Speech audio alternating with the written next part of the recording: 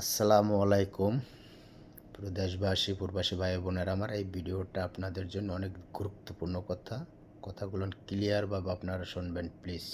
দুবাইতে বর্তমানে কিছু ভালো ভালো মানুষ আছে, অনেকের চাকরি কথা বলে টাকা নেবে কিন্তু চাকরি তারা ঠিক মতন দেবে না, এবং বাংলাদেশ থেকে অল্প টাকা আনার কথা বলবে দুবাইতে।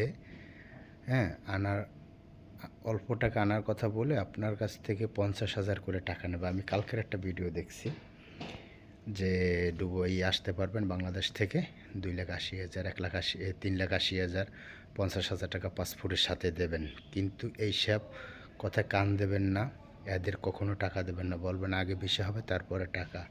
একটা জিনিস হিসাব করবেন, কম টাকায় আপনার ওই লোভে আপনি ওর কাছে টাকা দেবেন 50,000, এরকমের 20 জনে যদি 50,000 করে টাকা দেয়, ওই দালালের হবে 10 লাখ। 10 লাখ টাকা হওয়ার পরেই ও দেখবেন আপনাকে ব্লক করে রাখবে। বর্তমানে দুবাইয়ের ভিসা বন্ধ, এটা সবাই জানে। তারপর আপনারা জানিয়ে শুনে এই ধরনের মানুষের পাল্লায় পড়বেন না, আপনাদের এই একটা অনুরোধ করলাম। আর একটা জিনিস সবসময়ের জন্য আপনারা মনে রাখবেন, বাংলাদেশ থেকে যদি দুবাইতে আসেন, কখনো পার্টনার বিষয় এবং হাই প্রমোশনালের বিষয় আপনারা আসবেন না। এতে আসলে কিন্তু আপনাদের অনেক সমস্যা হবে, কারণ এখানে অনেক বাংলাদেশি ছোট ছোট ট্রাভেলসগুলো ওপেন করছে।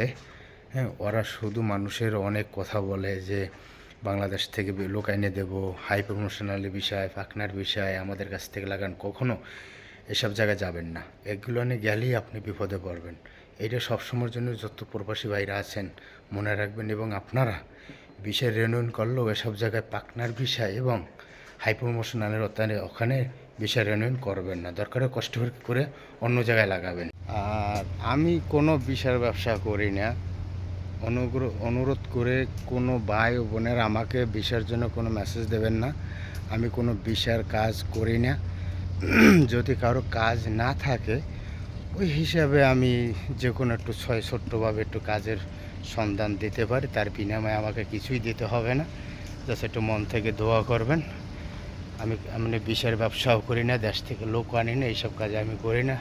এর জন্য আমাকে মাফ করবেন সবাই। সবাই জানতে চাচ্ছেন আমি চাকরি করি কোথায়।